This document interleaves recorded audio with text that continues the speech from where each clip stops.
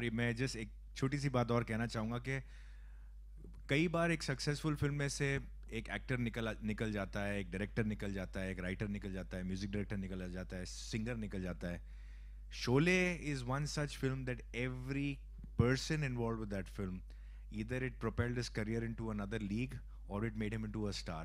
Right? You can think about anybody, from the action director to the music director to the character artist to the writers to the producer to the director to everybody. So very few films, when they become successful, everybody associated from that film benefits. Sir film की घोड़ी तक hit हो गई और क्या चाहिए. तो वो ऐसी फिल्म है. तो that's a great thing. So that's amazing about that film. Hello, मेरा सवाल कपिल जी से है. आरती सक्सेना जी. आरती जी कैसी हैं? आप पर्सनल लाइफ में बहुत रिजर्व्ड और शर्मीले हुए हैं, लेकिन फिल्मों से लेकर और स्टैंड अप कॉमेडी तक आपने हर लड़की का दिल जीत लिया है, पर्सनली भी, हीरोइंस का भी और ये आपकी भी. तो आपको ऐसा लगता है कि कॉमेडी के जरिए लड़कियों को पटाना आसान होता है? मुझे इसका ऐसा एक्सपीरियंस है तो नहीं, लेकिन मुझे ये लगता है कि जब भी किसी लड़की को मैंने देखा, किसी को इंटरव्यू करते हुए या कोई भी किसी को बोलो ना कि आपको कैसा पति चाहिए और उनका सेंस ऑफ ह्यूमर अच्छा होना चाहिए, तो मुझे नहीं लगता कि लड़कियों को पति चाहिए कि उनको टाइम पास चाहिए. पर इतना जरूर है कि हंसना सबको पसंद है मैम. सो मुझे भी यही लगता है, छोटी सी लाइफ है, क्या करना, लोग लड़ रहे हैं, मर रहे हैं, किसी के ऊपर कब्जा कर रहा है कोई. मुझे कई ऐसी न्यूज़ जब हम लोग देखते हैं या कभी कोई टेररिस्ट अटैक होता है तो बड़ा दुख पहुंचता है मन को. मुझे लगता है कि सब लोग एक ही जैसे क्यों नहीं है. हम लोग क्यों नहीं करते कि पॉजिटिविटी फैलाएं, हम लोग हैप्पीनेस फैलाएं दुनिया में, ताकि लोग आपको जाने के बाद भी याद रखें. सो मुझे लगता है हर जगह ये मस्ट होना चाहिए. मुझे लगता है हंसना मस्ट होना चाहिए. मतलब इसीलिए आप सब हीरोइनों के फेवरेट हैं? या तीन बीवियां यहाँ पे, और उनका हर शॉट लोगों को याद है आज भी. तो आप कितनी जिम्मेदारी महसूस कर रही हैं, अब आप हैं डैडी की जगह पे? जी हाँ, मुझे बहुत ज़्यादा खुशी हो रही है इस बात की कि मैं इस फिल्म में हूँ. और मैं थैंक यू करना चाहूँगी अब्बास सर, मस्तान सर और हुसैन सर का कि इन्होंने मुझे अपॉर्चुनिटी दी है. मुझे याद है मेरी सबसे फेवरेट फिल्म है बाजीगर, और ये डायलॉग है मेरे डैड का जो मुझे नहीं लगता कोई भूल सकता है. अनारकली का फ़ोन था, आइसक्रीम खाना ज़रूरी है. ये मेरा मुझे याद है, ये जो कैरेक्टर है बाबूलाल का, इतना आइकॉनिक कैरेक्टर है, इतना फेमस कैरेक्टर है. और मेरे लिए सिर्फ ये एक मतलब इट्स लाइक अ ड्रीम कि आज मैं एक फीमेल बाबूलाल कर रही हूँ इस फिल्म में, जैसे आप देख सकते हैं. और मैं चाहूंगा जेमी एक बार पापा को इमिटेट करके जरूर बताइए. पापा के एक्सप्रेशंस इतने खूबसूरती से कॉपी करती है. जेमी थोड़ा सा प्लीज. बाबा मेरे को माफ करो बाबा, मेरे छोटे छोटे बच्चे, वाह छोटे छोटे बच्चे. मेरा अगला सवाल मंजरी जी से है. मंजरी जी, यहाँ पे आपको ऐसा लगा, कभी ऐसा लगा कि कपिल सर के साथ आपको काम करने का मौका मिलेगा? I feel very lucky to be able to work with him. Film करते टाइम बहुत ही मज़ा आया. It was awesome to work with him because उनसे सीखने को भी बहुत मिलता है. Because वो कभी भी डायलॉग्स सेम लाइन में नहीं बोलेंगे. We have to be very alert, as Simran said. We have to be like very reactive. Like acting is all about reacting.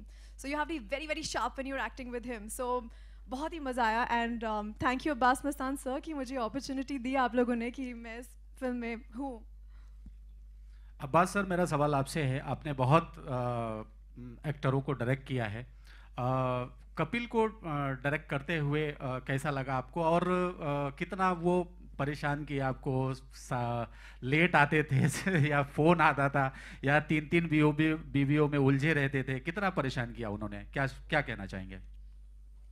नहीं, उन्होंने ज़रा भी परेशान नहीं किया हम लोग को. ये तो रॉन्ग है कि कपिल कभी लेट आए हो, या उनका नाइट शो चलता है तो नाइट के अंदर शो करते हैं वो. उसके बाद डेली मॉर्निंग में करेक्ट टाइम पे शूटिंग में आ जाते थे. उसके बाद एक हाफ एन आवर नैप लेते थे, उसके बाद वो शूटिंग करते थे.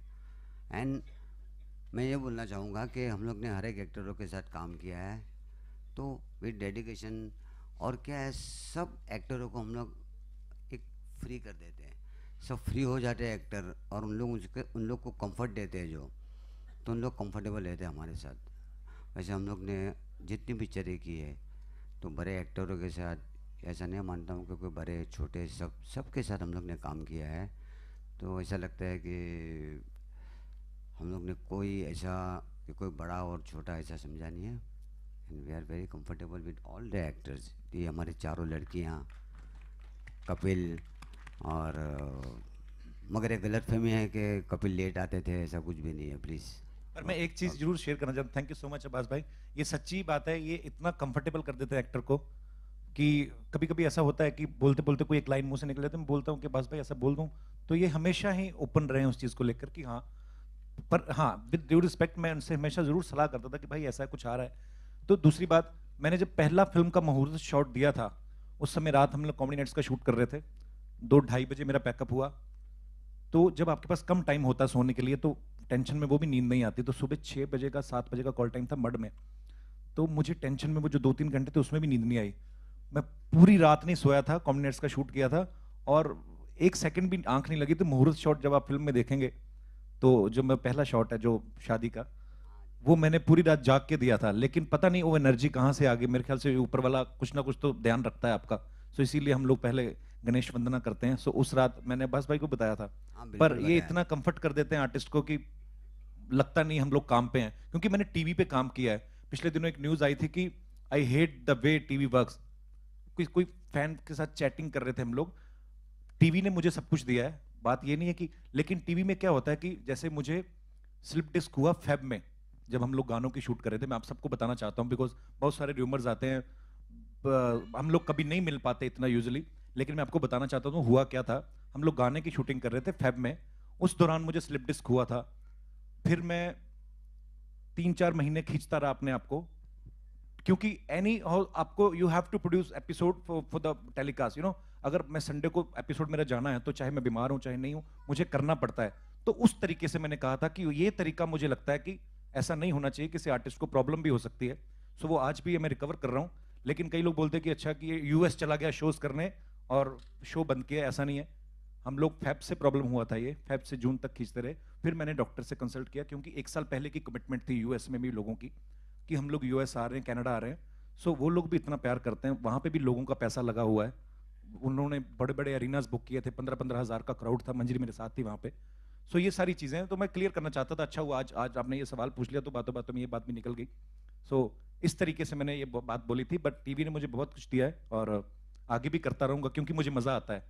लेकिन फिल्म में मुझे कभी लगा ही नहीं मैं काम कर रहा हूँ, क्योंकि इतना कंफर्ट होता है, एक शॉट दिया, फिर उसके बाद लाइटिंग हो रही, फिर आधा घंटा बैठो। अपने अपनी फिल्म को जाने अनजाने किसी ना किसी तरह से आप प्रमोट करते आ रहे हैं हर एक पॉइंट पर, तो आगे की प्रमोशन स्ट्रैटेजी क्या क्या होने वाली है इस फिल्म को लेकर?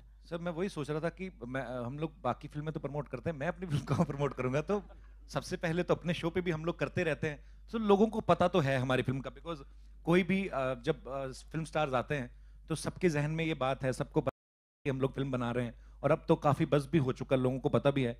सो मुझे नहीं लगता कि कुछ खास स्ट्रेटजी, लेकिन हाँ ये है कि हमारी पीआर टीम जो है, इन्होंने एक बहुत अच्छा खासा बड़ा प्लान बनाया हुआ है। सो जैसे जैसे ये बोलेंगे, और हम लोग ग्राउंड इवेंट्स भी करेंगे, विजिट भी करेंगे अलग अलग शहरों में, फिर जब म्यूजिक लॉन्च करेंगे अलग अलग इवेंट्स करेंगे। सो काफी बड़ी प्लानिंग है। ऑफ कोर्स अब्बास मस्तान की फिल्म में प्लानिंग तो छोटी हो नहीं सकती। और यहाँ पे आप तीनों से जितने लोग बैठे हैं उनसे आज़ादी के मायने आपके लिए क्या है, और एक independence day wish for the viewers. Arbaaz sir आपसे स्टार्ट करते हैं। आज़ादी के माने हैं freedom of expression, freedom of speech, freedom to do what you want, obviously in the parameters कि आप किसी को हर्ट ना करें, किसी के सेंटिमेंट्स को हर्ट ना करें, पर आपकी उस किस्म की आज़ादी कि आप अपने आप को रिस्ट्रिक्ट ना करें, आप जैसा चाहते हैं आप जिए, कहें, and express yourself. I think to express yourself is freedom.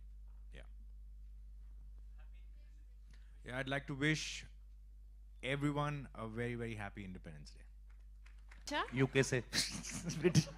And one wish for Independence Day, please. Airplane.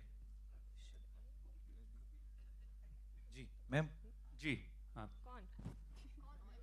जी हाँ, सब लोग बारी बारी। जी जी सब हाँ, मतलब नहीं समझ गई। हैप्पी इंडिपेंडेंस हम सब बोलेंगे ना? One by one. अच्छा, one by one. Sorry. Okay. I wish you all a happy Independence Day. A very happy Independence Day.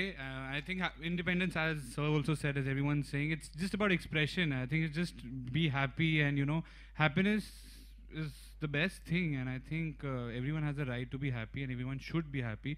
So have a very happy Independence Day. जी मंजरी आप I think independence, as I think they all have already said, is something you could, like, the freedom to do anything that makes you happy without harming anybody. So wish you all a very, very, very happy Independence Day. Hi. Wish you all a very, very happy Independence Day. I'm always proud to be an Indian. मेरी तरफ से भी सबको स्वतंत्रता दिवस की ढेर सारी शुभकामनाएं। और मुझे लगता है कि आज़ादी हमें जो मिली है ये बड़े सारे बलिदानों के बाद मिली है। बहुत लोगों ने बलिदान दिए हैं, हमारे पूर्वजों ने। सो ये बात हमें नहीं भूलनी चाहिए। आज हमारा देश आज़ाद है, हमें कहीं पे भी कूड़ा फेंकने की आज़ादी है। पर मुझे ये लगता है, मुझे ये बात बड़ी बुरी लगती है, जब हम लोग कहीं बाहर जाते हैं तो हम लोग सबसे पहले डस्टबिन ढूंढते कहाँ फेंकें। हम लोग यही चीज़ें अपने देश में क्यों नहीं फॉलो करते। सो एक मोदी साहब ने इनिशिएटिव लिया है सफाई अभियान के लिए। सो मुझे लगता है कि हमें अपने देश में भी आज़ादी के सही मायनों को जो है वो आगे लेके चलना चाहिए। ये नहीं सोचना चाहिए कि आज़ाद हो गए तो कुछ भी करें। हर एक भगवान ने इस यहाँ पे जितने भी क्रिएचर्स हैं, जो मेरा जो इंटरेस्ट होता है कि हमारे देश में हर कोई खुश रहे, बुजुर्गों के लिए घर हो, जो जिनके लिए घर नहीं है, जिनके लिए रोजगार नहीं है, जो एनिमल्स हैं। महात्मा गांधी जी ने कहा था कि किसी देश का जो है उसके बारे में अगर पता करना हो तो ये देखो वहाँ पे जानवरों को कितनी इज्जत दी जाती है, उनको कितने प्यार से रखा जाता है। सो हम लोग छोटे छोटे काम करते रहते हैं जितने काबिल भगवान ने बनाया है। सो आज़ादी मिली है उसकी बड़ी खुशी है, लेकिन हम सब जो है उसको सही मानों में लेकर चलें और अपने देश में साफ सफाई जरूर रखें कम से कम। यार एक छोटी छोटी चीज़ें, बाकी इतने बड़े हम हैं नहीं किसी को मैसेज दे सके। आप सबको बहुत बहुत मुबारक आज़ादी। Happy independence day. सबको प्यार बांटो और सबसे प्यार और अच्छी तरीके से रहो, सब एक दूसरे से मिलजुल के रहो। और हमारे देश में we are proud to be born in a democratic country where you have freedom to say anything, you express anything, or we are really, really proud. Happy Independence Day to all. Happy independence day. तो मुस्तन भाई ने कहा, मेरा भी same जो बोलना है मैं भी यही कह रहा हूँ। Thank you so much.